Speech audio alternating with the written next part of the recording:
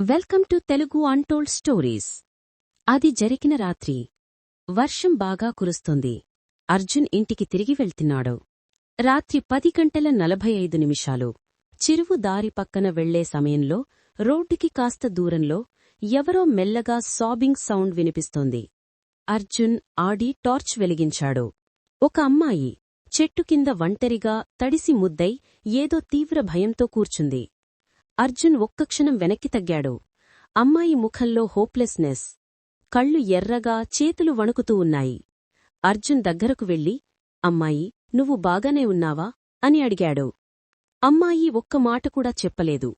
కేవలం అర్జున్ వైపు చూసింది. కొన్ని సెకండ్ల తర్వాత ఆమె, నేను మాధవి అని చెప్పింది, చల్లగా వణుకుతున్న బాడీతో. అర్జున్ షాక్ అయ్యాడు.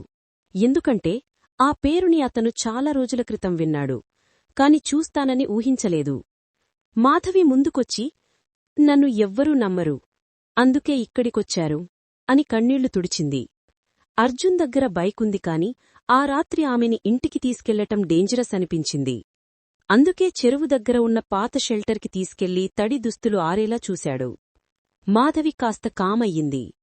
మాధవి నెమ్మదిగా మాట్లాడటం మొదలుపెట్టింది. అర్జున్, నాకు ఒక మనిషి 3 నెలలుగా ఫాలో అవుతున్నాడు. నేను ఎక్కడికి వెళ్లినా, ఎప్పుడు వెళ్లినా అతను షాడోలా వెంటనే కనిపిస్తాడు. అర్జున్ ఆశ్చర్యపోయాడు. రిపోర్ట్ చేయలేదా? చేశా, కాని ఎవ్వరూ నమ్మలేదు. ఎందుకంటే అతను ఎప్పుడూ కెమెరాలో కనిపించడు. నేను చూసేది నేనే మాత్రమేనని అందరూ అంటారు. అర్జున్ గుండె ఒక్కసారిగా బరువయ్యింది. మాధవి కొనసాగించింది.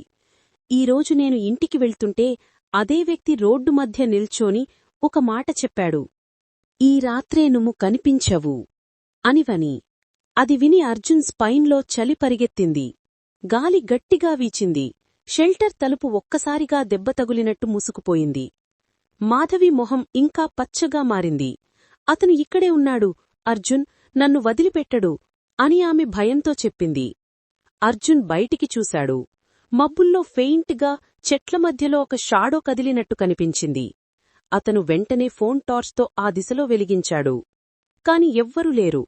అర్జున్ మాధవిని కామ్ చేయలాలికి, హే, నథింగ్ విల్ హ్యాపెన్, నేనున్నాను అని ఆమె చేతిని పట్టుకున్నాడు. ఆ స్పర్శతో మాధవి కొంచెం సేఫ్గా ఫీలయ్యింది. అర్జున్ పరిసరాలు చెక్ చేస్తుండగా మాధవి నెమ్మదిగా మాట్లాడింది.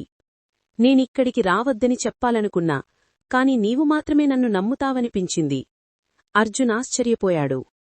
మాధవి ఒక్కసారిగా గట్టిగా మళ్ళీ, అర్జున్, నీకే చెబుతున్నాను, నేను ఎవరూ ఊహించని నిజం చూశాను.